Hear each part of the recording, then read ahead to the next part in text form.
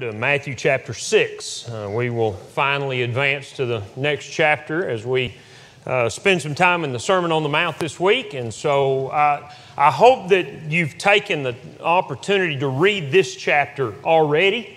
We're going to cover the entirety of the chapter this evening. And ordinarily, when I have done this series before in kind of like we're doing now, kind of in sermon form, I've done it in 8 lessons, 3 lessons on chapter 5, 2 lessons on chapter 6, and 3 on chapter 7. So tonight we're condensing this from 2 to 1, and tomorrow night from 3 to 1.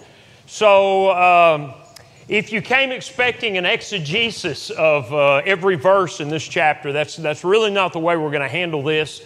I wish that we had the time. I told Ricky when we talked about this, one day I'd love to just kind of have an unlimited number of sessions and go through the Sermon on the Mount as a Bible class. And so that there's some discussion, so we can talk about some of these things. There is a depth and a richness here that you just can't do justice to in the amount of time that we're giving to it. And so that's kind of where we are this evening. If you haven't read through it, we'll read parts of it tonight. I'm not going to read the entirety of the chapter, and I apologize for that. Tomorrow night we're going to cover chapter 7, and so I'm giving you fair warning. Go ahead and read all that before tomorrow evening, and that will help immensely as we go through our study. Just kind of a recap, because I mentioned Sunday morning when we started this, I really believe that as you study these 3 chapters, the way it's divided in our Bibles, that everything that Jesus says through these chapters builds upon the things that He has said before. And I think that at the very heart of these admonitions and instructions are concepts relative to the idea of the rule of God on the earth and in heaven, the kingdom of God that Jesus came preaching, that John first came preaching. Repent, the kingdom of heaven is at hand. And Jesus echoed those words as He began His ministry. And when Matthew introduces us to this section back in chapter 4, and I've already mentioned this, make no apologies for mentioning it again, I think it's important. When Matthew introduces this section, he tells us everywhere Jesus went, He went about teaching and preaching the good news of the kingdom. And so I really do believe that Jesus' point throughout this sermon is to help us to come to an understanding of how God sees those who are going to populate His kingdom. And in fact, there's some interesting ways to divide this sermon as it relates to the idea of the kingdom. The first part of chapter 5, the Beatitudes, I like to think of as the character of the citizen in the kingdom. These are the kind of people that are going to populate the kingdom. And then the light of the world and the salt of the earth is the relationship between the citizen of the kingdom and the world. The rest of chapter 5 is the citizen of the kingdom and kingdom law. It's all about how to understand how God sees His law. And when you get to this point, I would make 2 divisions in chapter 6. The first being the kingdom and personal righteousness.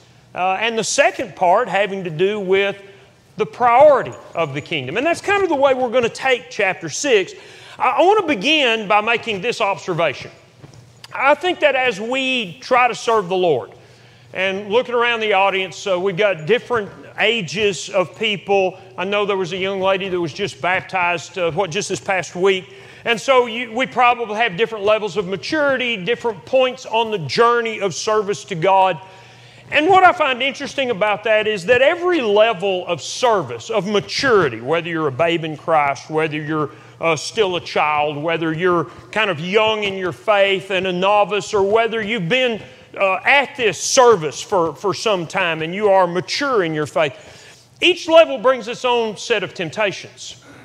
It's very obvious when you're a new Christian that the baggage that you have picked up in the world doesn't go away immediately. You obey the gospel, and maybe it's profanity that you have developed the habit of, or maybe, like many people in the first century, you've given yourselves over to sexual immorality, or maybe it's pride, or maybe it's greed. What we think of as the baser passions. And it's a challenge, and we need to be patient with people as they come out of the world and they're trying to adopt the character of God. It would be nice if there really was a second work of grace where you never wanted to sin again, but I just don't find that a biblical principle. For new Christians, that's the challenge. But as we grow, there are challenges that come with that too. And I think you see that reflected in a lot of the New Testament writing. There are challenges about pressing your opinion because you are more mature, and how you deal with those who are less mature, who have less understanding. And so you see passages like Romans 14 or 1 Corinthians 8 and 9 and how we are to deal with one another. Well, I tell you, if you were going to categorize the challenges of mature faith, I think most of them are issues of the heart. It becomes easy after you've been serving for a while to serve and forget why, to lose your passion, to lose that sense of what God has done for you and the gratitude that drives you to, for lack of a better term, just a passion in regards to your service.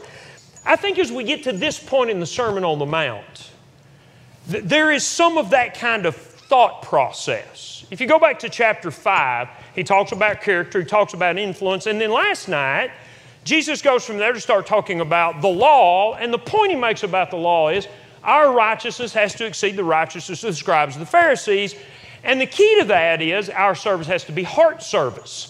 You can't just go through the motions. It's not just about what you do, it's about what you think and about your attitude about your service to God. So it's not murder, it is the disposition to become angry and be at odds with your brother. It's not just adultery, it's the disposition where you do not control your heart in the way that you look at a person of the opposite sex.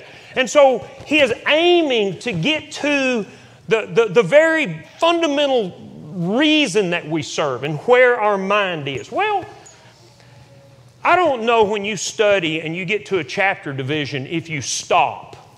That's my problem with chapter divisions, is very often when you get to the end of chapter 5, everybody goes, okay, chapter 5 is over, new subject.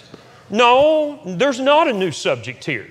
I recognize that as chapter 6 begins, there are essentially in the first 18 verses, there are three things that Jesus addresses. Jesus is going to address the idea of doing charitable deeds. Jesus is going to address the idea of praying to God. Jesus is going to address the idea of fasting. And we're fascinated by those things, by the way. And so we immediately start thinking about these activities. What has Jesus just been saying? Well, what he's just been saying is when it comes to the law, it's not enough just to do things. You have to excel. You have to superabound. You have to be excellent, and excellence begins with the heart. Well, when he gets to chapter 6, that's still what he's talking about. He doesn't stop in the Sermon on the Mount and say, okay, take a break, everybody. Chapter division. New subject. Clear your mind and don't think about the things we've talked about already. He's still talking about the heart. And I want you to remember that as we go through the entirety of chapter 6, because while he addresses some other things and he's not pointing to here's what you've always been taught as opposed to here's what I say to you, he still is talking about the challenge that we have as we adopt the citizen mentality, and that is to serve God with the heart. I think this applies to us in a lot of ways. I think it especially applied to them because they took their cues from the religious leaders. And if you go, for instance, to Matthew chapter 23 and you read about Jesus' criticism of the scribes and the Pharisees, or there is a less elaborate criticism in Matthew chapter 15, it is their hypocrisy that Jesus very often points to. And so what he's telling his apostles, his disciples, and he tells this to the apostles over and over and over, do not be like your religious leaders. Well, I mean, can you imagine taking a group of fishermen who are uneducated people and telling them the guys that have been telling you about God all your life don't do it the way they do it? I mean, that's almost heretical. And yet that's what Jesus is doing. You have to be better. And so as he starts chapter 6, he offers a warning. Take heed that you do not do your charitable deeds before men to be seen by them. Otherwise, you have no reward from your Father in heaven. And then he talks about, as we've already mentioned, acts of benevolence. He talks about prayer, and he talks about fasting. Now, here are the points that I want to make about this first section. I'm not going to read through it all. We'll pick up verses here and there. The first thing I think we need to appreciate as we look at chapter 6, and it's straightforward instruction. Is there anything in these first 18 verses that you've ever gone, I do not understand what that means at all? It's a pretty simple section.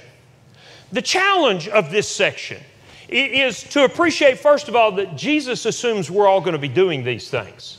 Have you ever noticed that? There's not really instruction here in regards to these activities other than the attitude that you have. In fact, he doesn't say in verse 2, if you do a charitable deed. What he says is, when you do a charitable deed. And when he gets to prayer in verse 5, he doesn't say, if you pray. He says, when you pray. And he does the same thing in regards to fasting when you get down to verse 16. Not, moreover, if you fast, when you fast. And so I think if we're going to read this and be fair with the text, first thing we have to ask ourselves is, are we doing these things? You know, very often we're so intent upon what does it mean to sound a trumpet before you. Did they really get out on the street corners and sound a trumpet? I don't know. I wasn't there 2,000 years ago. I know what people say who've lived since then, but they weren't there 2,000 years ago either. I don't know if this is hyperbole. I don't know if it's figure of speech. My assumption is that it's probably based in some kind of literal thing, but that's really not the point, is it? And yet that's the kind of way that we look at these passages and we miss the first point. We are to be active in these things in our personal lives. And that is the things that these three things, that is the quality that these three things have in common. And so I ask you, are you doing charitable deeds? You know, this is a common theme. Not only the Old Testament, and it is very common in the Old Testament, even down to when you harvest your fields, you're supposed to leave the corners.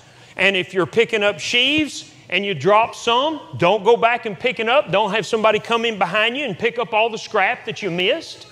You leave all that stuff for the poor folks. And there are a lot of instructions in the Old Testament about how we are to treat one another, how we are to take care of those around us. And the question, we live in such a prosperous day that sometimes we forget that this is who we're supposed to be.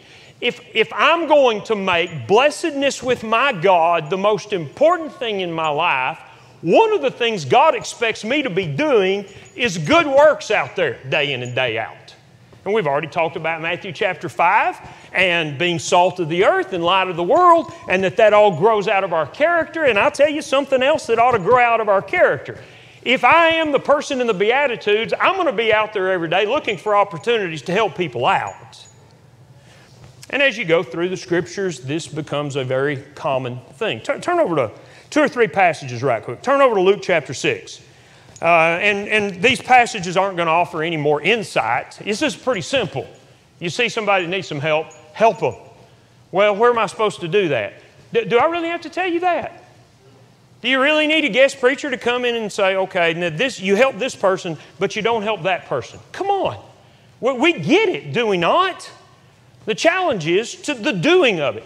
Luke chapter 6, which, by the way, I mentioned Sunday when we started that I think the Sermon on the Mount was what Jesus preached regularly. Luke chapter 6 is a different context. And yet you find several elements from the Sermon on the Mount in this passage. Many people say, well, this is the parallel. Well, it's not the parallel. It doesn't offer everything. And there's more commentary. For instance, when you get to verse 30, Jesus says, give to everyone who asks of you, and from him who takes away your goods, do not ask them back. Just as you want men to do to you, you also do to them. If you love those who love you, what credit is that to you? Even sinners love those who love them. And if you do good to those who do good to you, what credit is that to you? Even sinners do the same. If you lend to those from whom you hope to receive back, what credit is that to you? Even the sinners lend to sinners to receive much back. But love your enemies, do good, lend, hoping for nothing in return. Your reward will be great. You'll be sons of the highest. He's kind to the unthankful and holy and evil. Therefore be merciful, just as your Father in heaven is merciful. Judge not, you will not be judged. Condemn not, you will not be condemned. Forgive, you will be forgiven. Give, and it will be given to you. Good measure, pressed down, shaken together, running over will be put in your bosom. For with the same measure that you use, it will be measured back to you. It's interesting. There's a lot of the instruction that you find in Matthew 5, 6, and 7, just in those verses I read. But did you notice that almost every one of those instructions is illustrated with the idea of doing charitable deeds? If it's loving your neighbor, give. If it comes down to judging not that you be not judged, give. God's people are to be giving. And I don't just mean what you drop in the collection plate. Being a citizen of the kingdom demands that we be about the business of doing charitable activities. And we could go to James chapter 3. We can go to 1 Peter chapter 2. We can go to 1 John chapter 3 and 4. We can go all over the Scriptures. The question is, are you doing it? Jesus assumes you will be. When you get to verse 5, back in Matthew chapter 6, he says, when you pray, you shall not be like the hypocrites. They love to pray standing in the synagogues and the corners of the streets, that they may be seen of men. Assuredly, I say to you, they have their reward. When you pray, go to your room. When you shut your door, pray to your Father who's in the secret place, and your Father who sees in the secret will reward you openly. And so, do I have to go in my closet to pray? And we start immediately with all of this analysis. The question is, are you in your day-to-day personal life? And that's what this is all about. How much time do you spend talking to God? And do you think of prayer in that way? I'll tell you one of the most impressive pictures to me in the Old Testament. Do you remember when David, he secures his kingdom, and in 2 Samuel chapter 7, he gets to looking around and he realizes that he has built this beautiful palace for himself to live in. And he says, I'm dwelling in a palace of cedar, and God, the ark of God, is still in a tent. And so he goes to Nathan and says, I want to build a house for God. And Nathan says, go for it. And then God tells Nathan, no, I don't want him to do that. Go tell him I'm going to build him a house. And so Nathan goes back and he elaborates that God's going to make a dynasty out of David. And David, I don't think David has a clue in the world how important that's going to be to the scheme of the scheme of redemption. And yet, this is an honor that God's giving him. And most of the time we stop right there.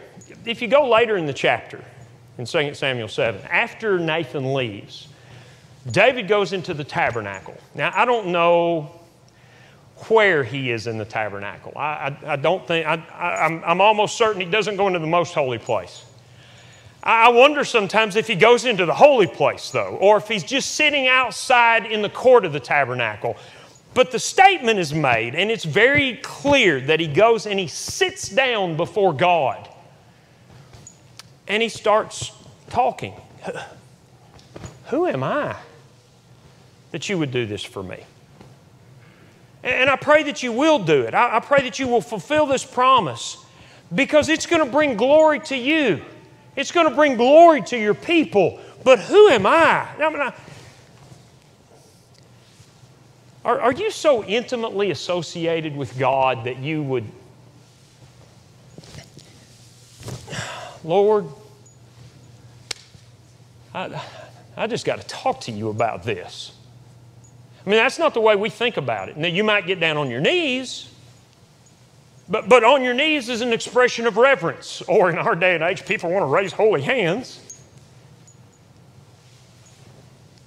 I am impressed, and I think Jesus' apostles were impressed when they saw Jesus pray, because there's an intimacy there that is a pouring out of the mind. And basically, Jesus' instructions here are easy. Don't make a scene. Only person that needs to know that you're praying to God is God. That's who you're talking to. And don't use trite expressions. God's not going to listen because you say things in a particular way. In fact, prayer is fairly simple. You need to be conscious of God's sovereignty and offer praise to Him. And you need to be conscious of your dependence upon Him, whether you talk about physical things, our daily bread, whether you want to talk about spiritual things, forgive us our debts as we forgive those who sin against us. And by all means, the most important thing is over and over and over to offer praise to God. What are your prayers like?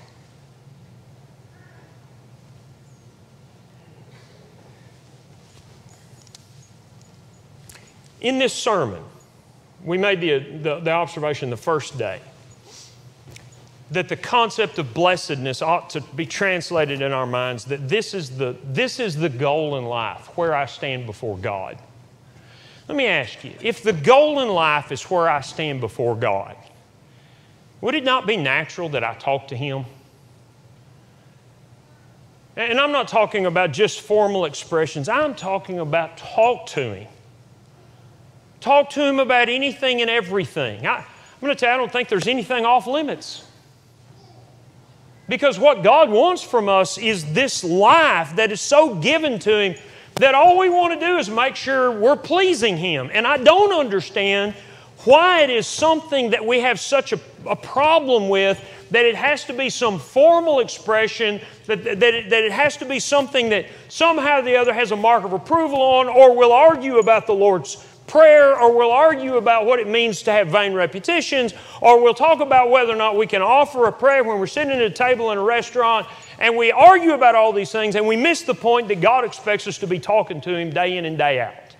So I ask you, are you talking to God? And then you get to verse 16, and we don't have a clue in the world what to do with this. And I don't either. When you fast, well, there is the expectation, just like doing benevolent work and just like praying, that this is something that we'll be doing. But I'm going to tell you the interesting thing about that. If you go and study the subject, I know several people that say, I think fasting is something that we ought to be doing. I know one guy that he preaches lessons about fasting. The only time I can find in the Old Testament where a fast is commanded by God is on the Day of Atonement. They were to afflict their souls on the Day of Atonement. I can't find another passage where God tells them to fast. Ricky, am I missing? Can you think of another one? Now, there are other mentions of fasting. Ezra talks about fasting. Nehemiah talks about fasting. They fasted in Chronicles. So the king of Israel called for a fast when the Syrian army had the city of Samaria besieged at one point. And fasting really, more than anything else, was something that people decided to do because they were mourning. And instead of spending the day worrying about what we're going to eat and what we're going to drink, whether McDonald's is open for dine-in service, what they would do was focus on what's happening around them and how alarming it was, or how serious it was, or how much it needed to be remembered. You remember in Zechariah chapter 7, after they come back from the captivity and they send an emissary to the priests and ask them, are we still supposed to cry and fast in the 5th month and the 7th month like we've been doing these 70 years? And I've always found that kind of humorous. Hey, do I cry tomorrow or do I not cry tomorrow? And that to me is a real good way to kind of appreciate what fasting had become to them. It became a sign without substance. You remember the Pharisee and the publican in Luke chapter 18? And the Pharisee stands afar off, or the Pharisee approaches God and said, I thank you I'm not like he is. I fast twice in a week. Well, this was a badge of loyalty. God assumed that they're going to do things like that. Jesus assumes that they're going to do things like that. But I tell you what fasting was really intended to be on the one day that God commanded it. It was supposed to be a time of reflection. I personally don't think that there's some spiritual strength to be achieved if you decide not to eat one day. Now, you may find something there, and more power to you. I think the point is, I'm going to spend a day focused upon spiritual things, and I'm not going to stop to eat. How often do we do that? I'm not talking about the fasting part. I'm talking about what the fasting's supposed to do part. How often do we meditate? You read the Psalms, and you want to know one of the big themes of the Psalms? Psalms are all about emotion.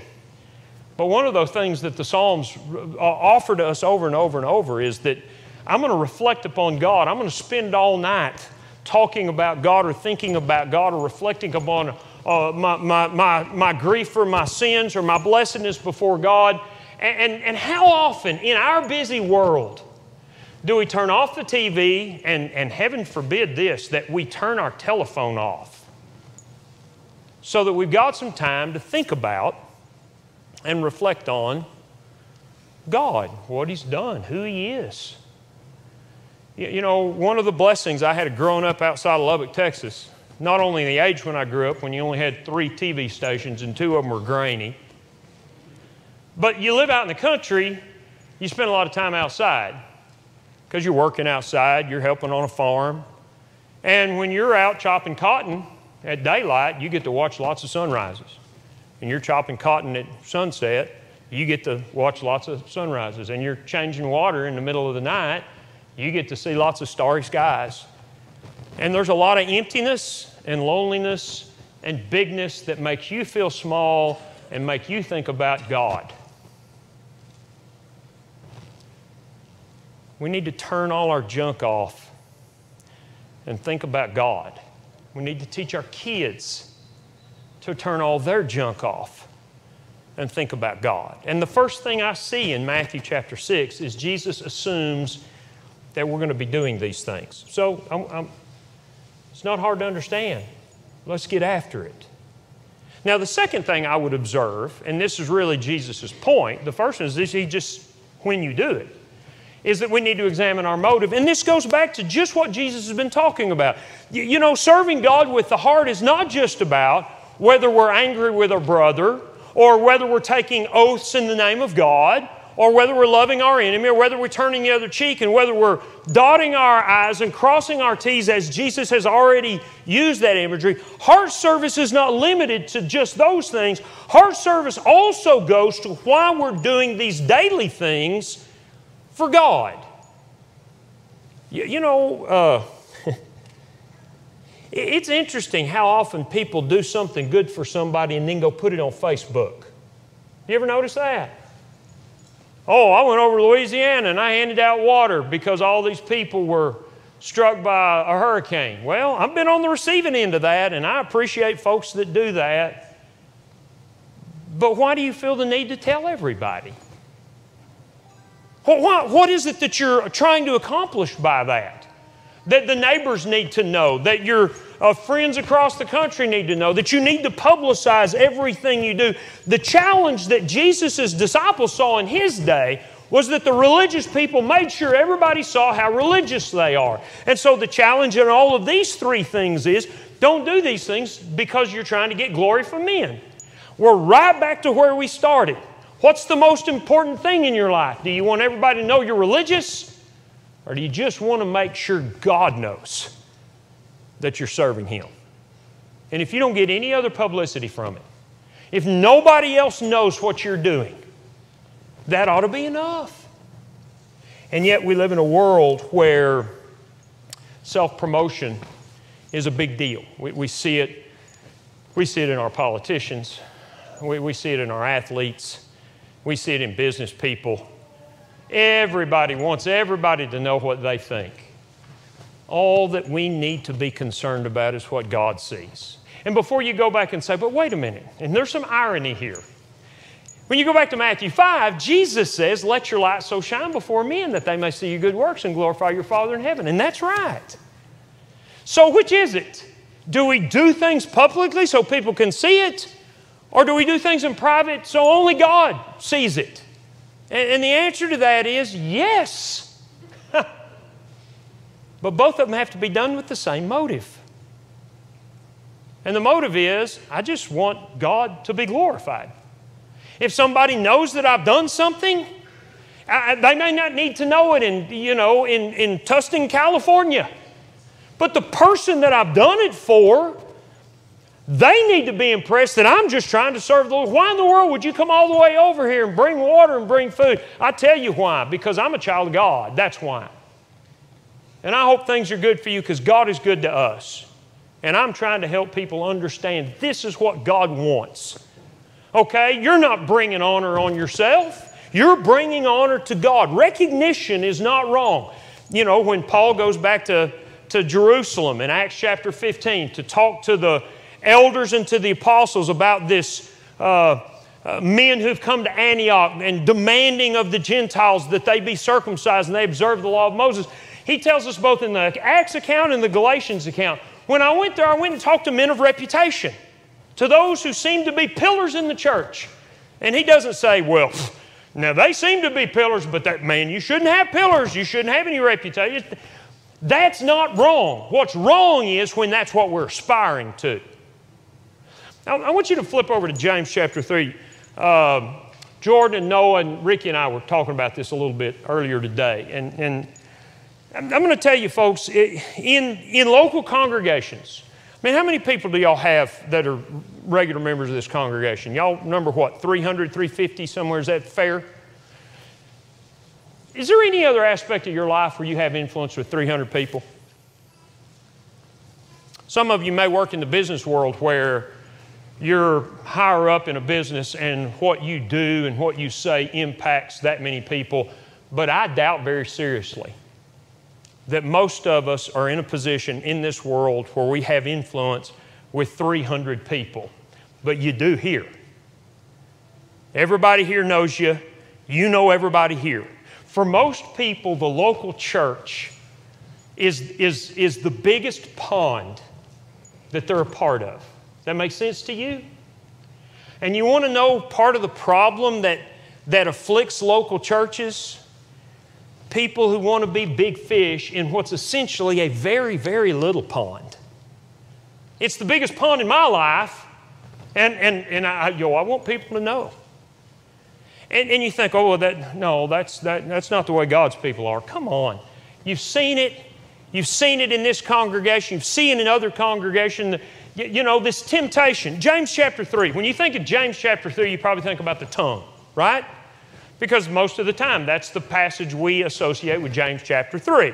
The tongue's a little member, and behold how great a fire a little member kindles. And he starts James 3 by saying, my brethren, let not many of you become teachers, knowing we shall receive a stricter judgment. Now, do we need teachers? Well, yeah, Ephesians chapter 4. God gave people to be teachers. Paul's telling Timothy, you take the things that I've told you and you teach other men so that they'll be able to teach other men. God's people needs teachers. The warning is those who want to be teachers so everybody will know they're a teacher. And I think that is very obvious when you get to verse 13, because when he finishes talking about the dangers of the tongue, which a teacher uses all the time, you're going to expose yourself because you talk all the time. He goes on to say, who is a wise and understanding man among you? Let him show by good conduct his works are done in the meekness of wisdom. If you have bitter envy and self-seeking in your hearts, do not boast against the truth. This wisdom does not descend from above. It's earthly and sensual and demonic. Where envy and self-seeking is, confusion and every evil thing will be there. I'm going to tell you a problem that we have, and that's what Jesus is addressing in Matthew chapter 6, is using our activities of personal service in order to glorify ourselves in the eyes of others because we want to be seen as important or religious or significant. And that's what was happening with the hypocrites and the Pharisees. And there's no room in the kingdom for citizens with ambition and ego and pride. And so, you take that principle and you apply it to these three things. You don't need to let everybody know when you do something good for anybody. You don't need to let everybody know when you're praying. Yeah, it's okay to pray in public, but you're doing it because you're glorifying God. I'm going to pray, I'm going to thank God for this meal. And if somebody's around, that's fine. But I'm not going to stand up and say it so loud that everybody on the other side of the restaurant hears me. I just want to make sure God knows that I'm thankful no matter where I am. And maybe that's going to influence somebody, but that's not why I'm doing it. And the same goes with whatever activities of reflection. If you take your lunch and you go out to the end of the parking lot and you sit down on a curb on a pretty day and you think about God and skip lunch that day, that's fine. You don't have to come back in the office and tell everybody, well, I've been fasting. Let me rub a little dirt on my face and, man, I'm hungry. And so Jesus says, your heart, just like it is with regards to the law, needs to reign in your personal service. Now, that's not hard to understand. And I make no apologies for the simplicity of it, folks. That's what the passage says. But I think the challenge to us is those twofold. Are we doing it? Because the simplest things we don't do sometimes. And are we doing it for the right reason? Let's conclude this study by moving back to chapter 6 and noticing where Jesus goes from there. I mentioned last night sometimes progression of thought I find really interesting, and this is one of those places where progression of thought's really interesting because you're familiar with the last part of this chapter, and Jesus starts off in verse 19 by saying, do not lay up for yourselves treasures on the earth where moth and rust corrupt and thieves break in and steal. Lay up for yourselves treasures in heaven where neither moth nor rust destroys and thieves do not break in and steal. Where your treasure is, there your heart will be also. And he goes on to start talking about our attitude about temporal things. And it all culminates in verse 33, seek first the kingdom of God and His righteousness, and all these things will be added to you. How often do you think about that in the context of everything we've talked about? The point I would make here is that temporal things kill us. The temporal obsession kills our service to God because it's a heart issue. And that's where Jesus is in this discussion. When it comes to the law, you have to exceed in righteousness because your heart is there. When it comes to your personal service, it's not about making sure everybody else knows. It's making sure your heart is right and you are praising God and making sure that God knows how important He is in your life. And when it comes to the life that you lead in every aspect, where your treasure is, that's where your heart's going to be. And this is always a challenge, I think, for God's people. There was a challenge in Jesus' day. You know, the apostles, when the rich young ruler comes to Jesus in Matthew chapter 19, and he's a wealthy man, he's a young man, he's a respected man, and Jesus tells him to sell everything that he has and go give it to the poor because that's the one thing he's lacking. And the apostles are looking at this going, well, wait a minute. If this guy can't be saved, if the rich can't be saved, who can be saved? And we look at that and go, that doesn't make a lot of sense to me. Well, they grew up in a culture where, according to the Old Testament, if you're faithful, God's going to bless you. Now, that was the national promise. If you as a nation keep the commandments, Deuteronomy 27, I'm going to bless your home, I'm going to bless your vines, I'm going to bless your flocks. You're always going to be the head and never the tail. You're always going to win wars. One of you is going to chase 1,000. You be faithful, I'm going to be faithful to you. Everything's going to be dandy if you're faithful. You take that, you condense it down, and the next thing you know, if I'm blessed by God, it must mean I'm faithful, right? And I think that's the way they're thinking. And so Jesus says, you know, in my kingdom, if you really want to be right with God, rich young ruler, go sell what you got. Come follow me and you'll have treasure in heaven. And he goes away sorrowful, and he turns to the apostles and says, man, it's tough for a rich man. And they go, wait a minute. How's that going to work? Who can be saved? Jesus said, well, God can save rich people. And Peter says, we've left everything. What are we going to get? You know, that what are we going to get stuff, it gets in our way. We want to be blessed. We want to have things. We don't want to have to struggle. We don't want to have to suffer. And the what do we get out of life gets in our way. And if there's ever been a year where what do we get gets in our way, it's this year. Because we're worried about our health. And we're worried about the economy. And we're worried about the election. And we're worried about what's going to happen with all the social unrest and demonstrations and injustice and protests and rioting. And are we going to be able to resolve all that? What can I do to help all that? What do I need to get involved with? And we worry about our kids. Should we send them back to school with all the COVID going on? We worry about whether they ought to wear a mask or not. We worry about whether we ought to take the vaccination when it finally comes out. We worry about all these things. And I'm not working right now. And I don't know what's going to happen. I'm ready for another stimulus check. When am I going to get that money? You realize that Matthew chapter 6 applies now, just like it applied then?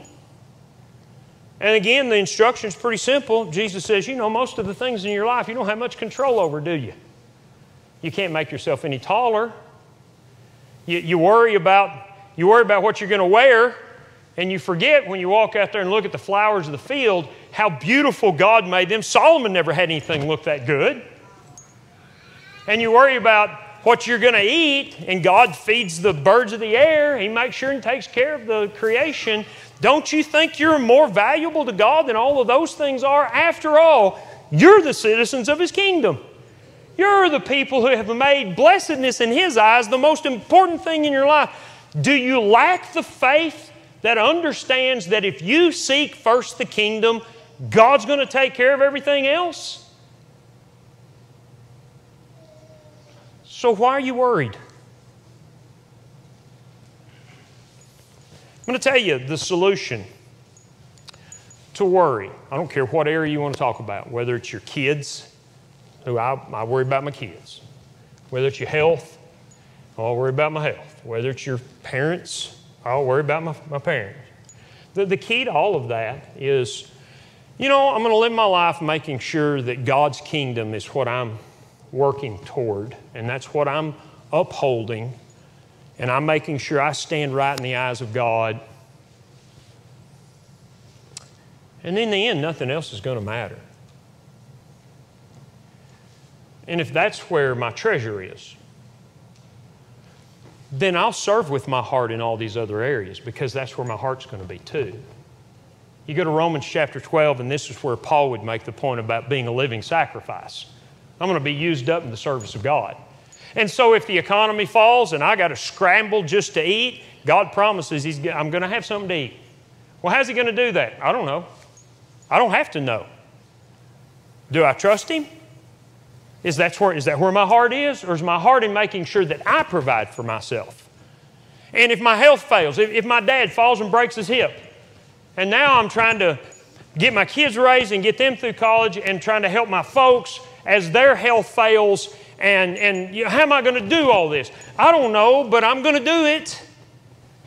And if I lose my dad, it's okay. He's serving the Lord. What's on the other side is a lot better than what's on this side. I'm not going to hold him back. And if that's my perspective, because that's where my treasure is, then that's where my heart's going to be. And I'm going to be okay, and he's going to be okay. And that's the way we've got to live our life, folks. It doesn't really matter who's the next president. Really? Yeah, really. It might be harder for us. It might be easier for us. But whether it's hard, if being blessed in the eyes of God is what I'm trying to do with my life, then I can quit worrying about it, because that's where my treasure is, and so that's where my heart's going to be. That's not hard instruction, is it? You understand that? That's a question not rhetorical. You can shake your head yes or no. Do you understand what he's saying at the end of Matthew 6? So why don't we go do it? Why are we scared? Why are we worried? Why are we fixated? Could it be an issue of where our treasure is? This is a wonderful passage of Scripture. And what it challenges in us is to take our daily activities of service to God and look at them the same way that we understand the end of Matthew chapter 5 looks. Exceeding righteousness begins with putting my heart in it. This is where my mind is. This is where my focus is. And so we take that and we say, serving God's the most important thing. And so I'm going to go be a servant and help people. and I'm going to talk to God, because that's really what's important to me. And I'm going to reflect upon God, even to the point sometimes of skipping a meal. So I'm reflecting upon God, and whether anybody else knows that doesn't matter. What's important is that I'm showing God every day these things, and that's where my heart is. And then I'm going to take that and I'm going to look outwardly to all the stuff going on around me, and I'm not going to worry about my life so much. And whether I got colored socks, I'm not going to worry about that anymore. Why? Because that's not who I am. Who I am is a citizen of the kingdom, and God's going to take care of me. So let's go put our heart there. And let's live the life that Jesus challenges us to live. Not hard to understand, but you got to get up every day and do it. And I hope that will give you something to think about next time you read this chapter. Don't get caught up in all the questions that we often try to parse out, and see the point. This is what God expects of His people. God help us to do it. Thanks for your attention tonight.